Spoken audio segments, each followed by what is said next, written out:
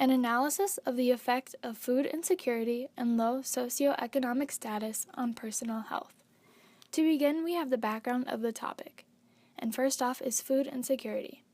As of 2015, 15.8 million households in America were food insecure, which is 13% of all American households. The United States government has tried to establish help, but food insecurity is still a substantial problem today. Food insecurity is defined as reports of multiple indications of disrupted eating patterns and reduced food intake. Food insecurity costs the United States $167.5 billion per year.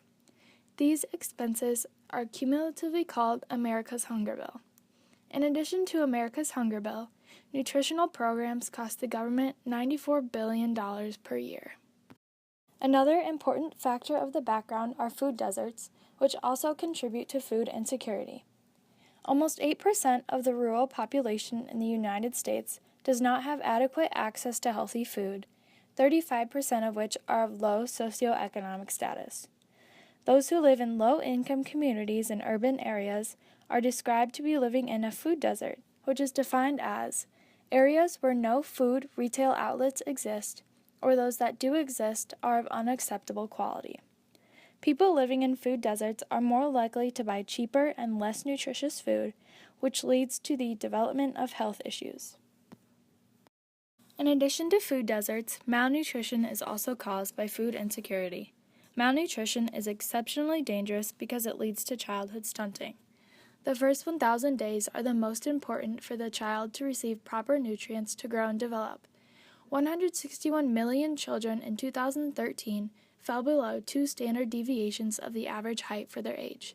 This is largely due to the fact that people of low socioeconomic status cannot afford nutritious foods for their growing children. Malnutrition has a large effect on our country. For each child that is stunted, the world may be losing someone that could have made a difference had they grown and developed to their full potential. Finally, obesity can be caused by food insecurity. Obesity is more likely to occur in homes of low socioeconomic status. Single mothers increase the risk of childhood obesity in children because of the stress they experience due to their responsibilities, such as paying the bills, taking care of their children, and difficult working situations. Also, there is a high amount of fast food in low-income neighborhoods, which increases frequent unhealthy eating for children. Fast food is usually cheap, high in calories, and low in nutrition, which can cause weight gain and obesity. The big picture of the background. Food insecurity affects the whole country. Everyone in the United States helps to pay the millions of dollars each year to support those who cannot afford food. Also, everyone in the country loses an unmeasurable amount of scientific discovery, literary genius, and so much more due to childhood stunting. Citizens need to stop ignoring issues such as food insecurity, because it impacts the country's well-being as much as it impacts one single individual. There are several social determinants that affect food insecurity. Interpersonal determinants include education level and stress. People with low socioeconomic status tend to have a lower level of education. With lower education can come lesser paying jobs. This results in families with less money for their food budget, causing them to be food insecure. Stress can stem from struggling to be financially stable or from trying not to be food insecure. Stress causes other health problems later on in life if there is no way to relieve it. Interpersonal determinants include personal relationships. Because there is a lack of businesses in low-income towns, it can be difficult to create relationships with people in the neighborhood. This can also lead to neglect of town issues, like the need for more nutritious grocery stores nearby. Physical environment and institutional stressors contribute to communal determinants. Many low-income areas are considered food deserts, as explained earlier. This makes it difficult for families to reach grocery stores. Transportation is another obstacle in low socioeconomic towns because less people in these areas own a car, making it harder to buy a sufficient amount of groceries for their home. If they have to take a bus, they can only buy what they can carry. These areas also tend to have higher crime rates, discouraging people from walking to stores or straying farther from their homes because of safety concerns. Institutional racism also contributes to food insecurity because minorities have higher interest rates on loans, which creates more financial stress for families.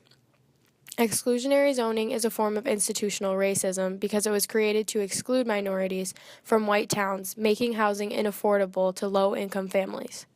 This lack of opportunity for low-income households creates more stress and an inability to move somewhere closer to grocery stores. The Fair Housing Act, WIC, and food stamps all were created to alleviate food insecurities and discrimination. However, each of these have not been effective enough. Many people still report that they are food insecure even with WIC or food stamps, and there is still evidence of discrimination of social classes with the Fair Housing Act. Next, we have possible solutions to issues caused by social determinants. At the intrapersonal level, we have education level and stress. To resolve issues regarding the education level, we can add programs that will instill a love for learning and a feeling of capability in children so that they will want to continue their education. And we can increase the amount of scholarships offered to students of low socioeconomic status. To resolve issues regarding stress, we can increase this education level, which will lead to higher paying careers, and more income will reduce stress. Next, we have the interpersonal level, which we have two issues regarding lack of personal relationships and few businesses and organizations in areas. To reduce issues regarding the lack of personal relationships, we can create local spaces for families and neighbors to gather, like parks or playgrounds. And to increase the amount of businesses and organizations in an area, the government should subsidize businesses that open in areas of low socioeconomic status to incentivize businesses to move to these places. At the communal level, we have two issues regarding physical environment and institutional stressors. To help resolve issues regarding this physical environment, we can reduce crime rates in areas of low socioeconomic status by increasing the police patrolling, and we can broaden access to transportation by increasing bus routes in areas of low socioeconomic status. To resolve issues regarding institutional stressors, we should reduce institutionalized racism and exclusionary zoning. When applying for a loan, insurance, or a home, people should be changed to be applying with a blind application without the requirement to list race. Next, at the public policy level, we have three issues, those regarding the Fair Housing Act, the WIC program, and food stamps. To resolve issues in the Fair Housing Act, it should be amended to protect people of low socioeconomic status from being discriminated against, which it does not currently. And the WIC program should have its requirements changed to limit the foods that can be purchased with a WIC check to only include nutritious foods.